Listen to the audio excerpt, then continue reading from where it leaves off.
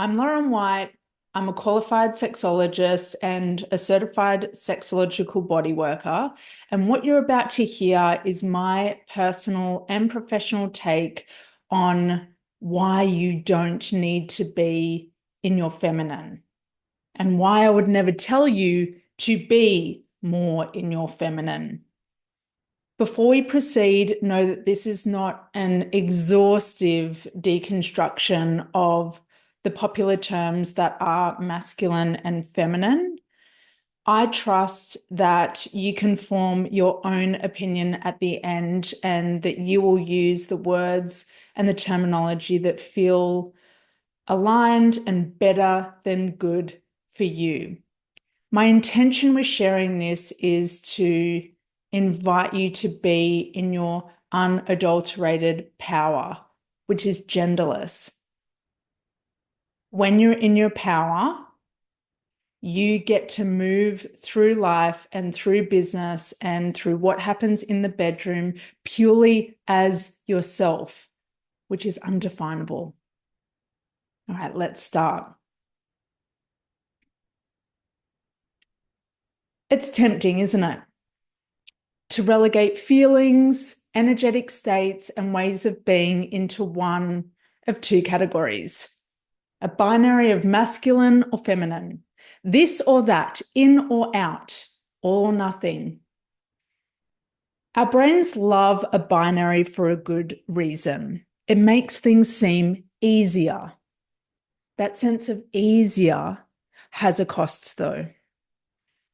Truth be told, I know that you and your beautiful brain can handle a richer understanding of these energetics that are so widely misunderstood, misappropriated, and misused. And that this particular take will leave you with a clear knowledge of what works for you. As with everything I do in this privileged state I call work, the intention in speaking this, in writing this, is in the name of acknowledging, integrating, and experiencing your unique power frequencies that exist beyond and irrespective of the binary. I believe you and I can be more specific, precise, and present than binary concepts when it comes to self-intimacy. And in case it wasn't clear or you're new around here, the work I've always done and will always do puts self-intimacy first, whether in a sexual, somatic, speaking, or business context. You knowing and embodying your power is the point of everything I do and every word I speak. So we're going to start with the why. The why is I'm a bisexual woman and sexual expert that doesn't identify as overtly traditionally feminine. I love my short hair and I love wearing pants. Put me in a flowy dress and I will feel instantly nauseous and want to rip it off. I'm driven to write, speak, and create to the point of tired satisfaction. I'm kind and I'll get straight to the point with you without the fluff. I love getting dirty. I love free bleeding and foregoing bras. I have daughters, but I don't identify as a mother first and foremost. I think yoga and Pilates is boring and repressive in its need to control your body. But ask me to dance and you'll see my aliveness and a wave of calm wash over me. I don't get obsessions with handbags or shoes, and I will never call you babe or lovely.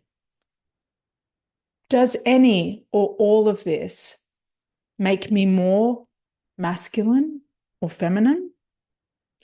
Because I see people on social media specifically speaking to smart, high-achieving women in business about being more in their feminine and less in their masculine, especially in the context of work, making money, and what happens in the bedroom. They talk about being in flow and so in their feminine power. They work a maximum of 4 hours a week, while they wear florals and or a fedora, or while their manifestations and millions just roll in. And what they don't do is reference the structure, the systems, and background work that is required to adequately execute, support, and hold all of that. And all of that is collectively viewed as the masculine.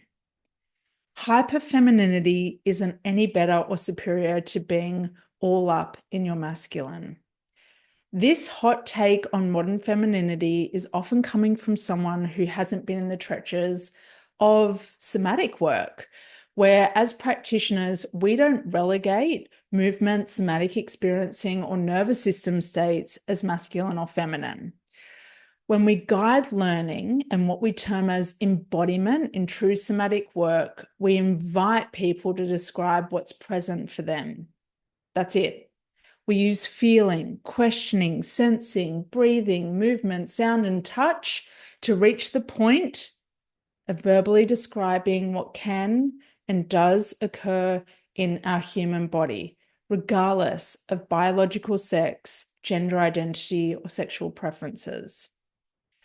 The problem with the masculine and feminine is when you're not invited to describe what's present and instead steered to relegate your experience into one category and not another, it only works to put you more in your head.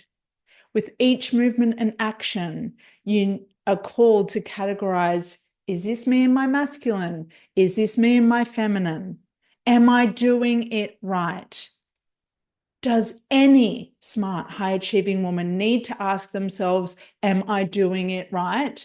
Any more than she already has in this lifetime and all the previous ones?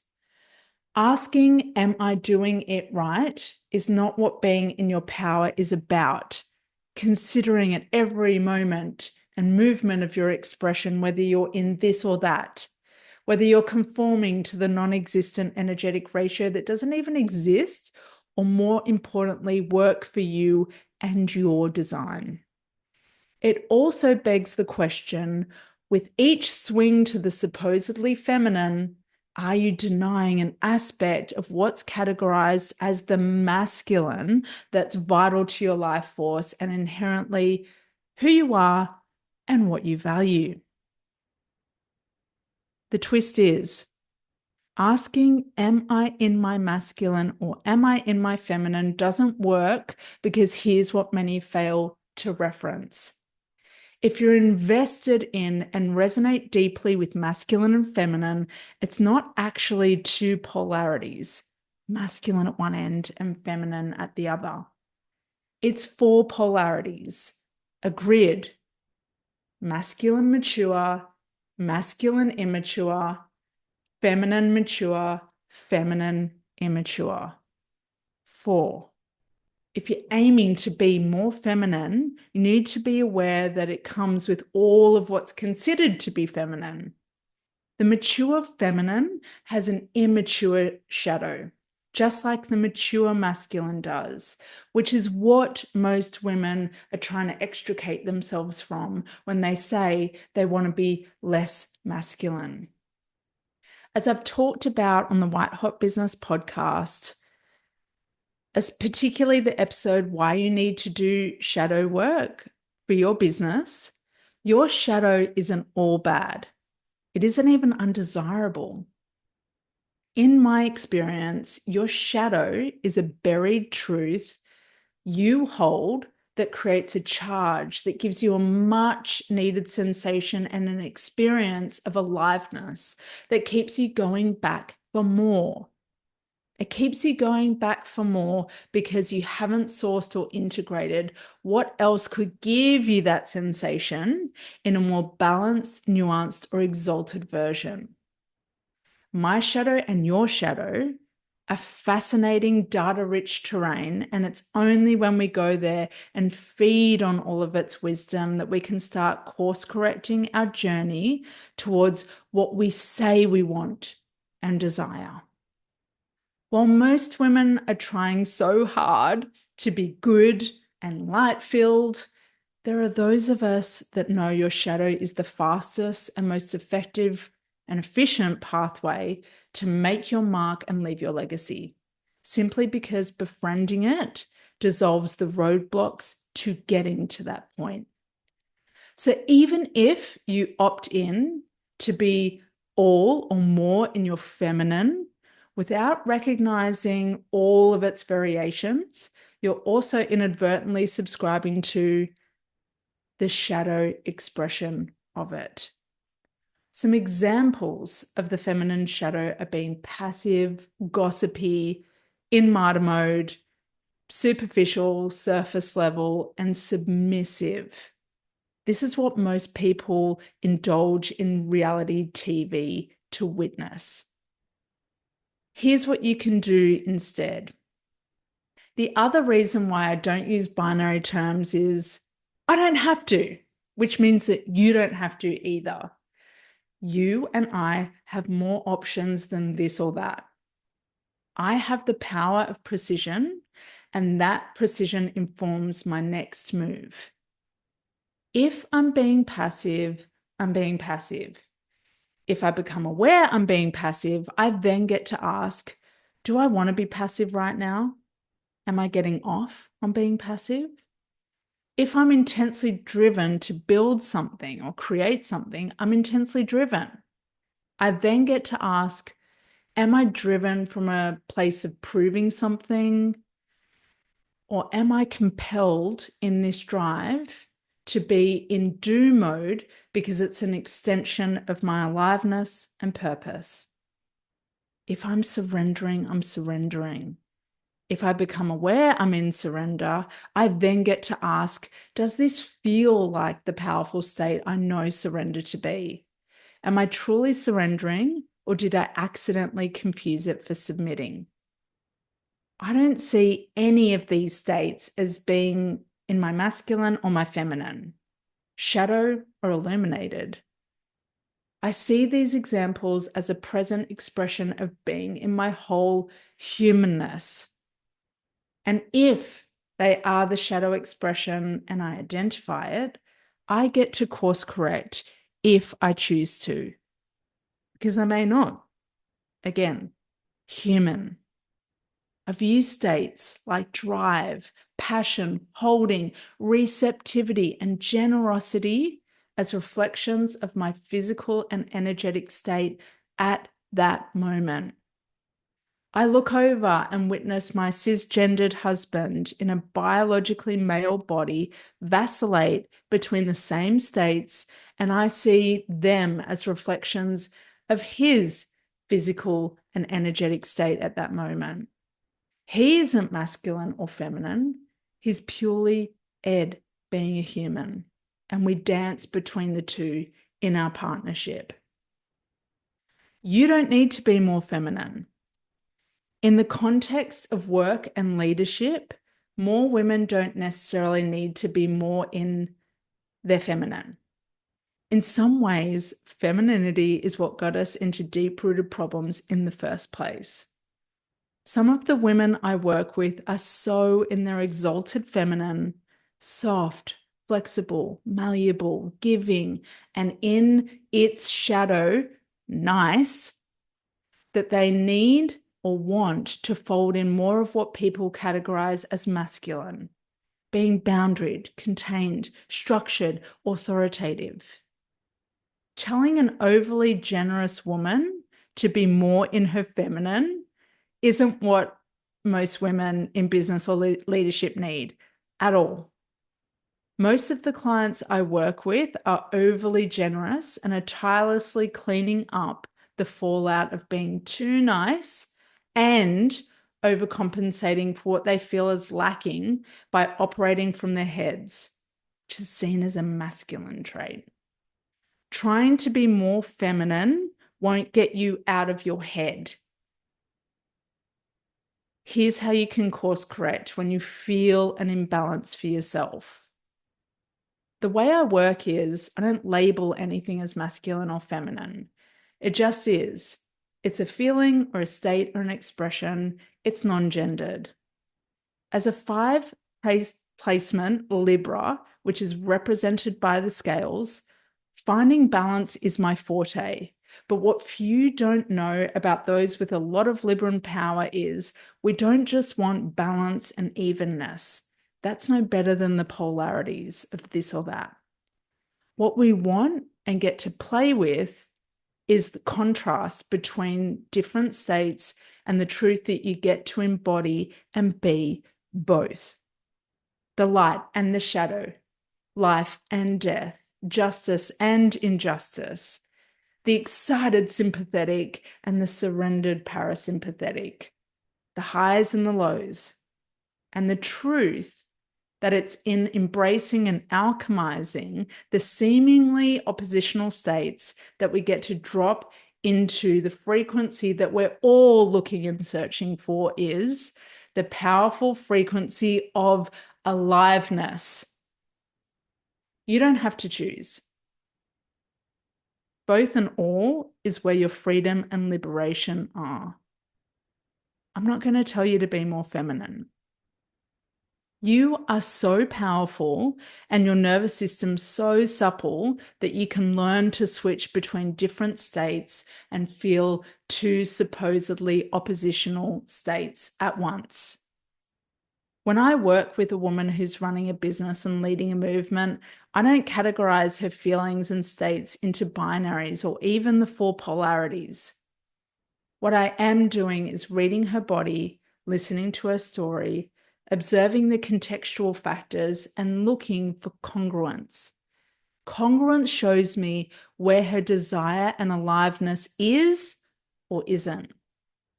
Congruence is one of my favorite concepts for my body, bedroom, voice, and business. Some say authenticity or alignment, but those words for me have been spun so hard by IG influencers who are anything but the embodiment of authenticity or alignment that I find them disingenuous. It's being congruent that counts in this lifetime. Thinking the thing, feeling the thing, and expressing the thing in line with the thinking and the feeling.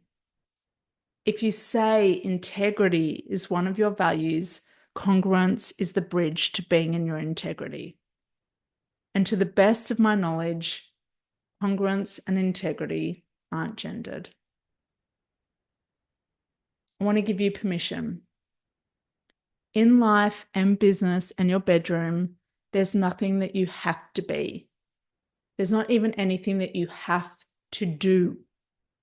The line of self-inquiry that will take you back to your power each and every time is, I'm in this state right now. Is it congruent for me to express it in this way? Will this state move the needle for the legacy I'm here to leave? Do I want to be in this state right now? If I don't, do I have the power to change or alchemize it? Whatever the state, I guarantee it isn't definitively masculine or feminine, just human, just you. You have the power to be both and all, and you don't have to choose. You can be fierce and soft and graceful and powerful and exacting and authoritative and nurturing and generous and penetrative and. In fact, I recommend you dance between all those states and more, the full spectrum. It's there that you're going to finally experience the power that felt elusive to you, the power that couldn't be felt due to the denial of your humanness, your sexuality, sensuality, your magnetism, your anger, your sovereignty, your shadow, your fear, your drive, your pain, your desire, your hunger, all of it. Where to now? You get to play, explore, and experiment with decategorizing your feelings and sensations. Stop chasing balance and instead look to how you can create contrast in your life. Contrast makes life infinitely more interesting, and it's a key to taking the pressure off perfectionism. The next time you feel something uncomfortable, name it, express it congruently, and resist the urge to label it as good or bad, light or shadow, masculine or feminine, or that you're too much of something and not enough of another. Call it what it is and feel the power of that action alone. Finally, you are a beautiful blend of it all, and you get to have your version of it all when you stop being so self-critical and instead make infinitely more space for your humanness and its variations and the expression of all of that. No conforming, no fitting in, no settling, no repressing. Just you in your power.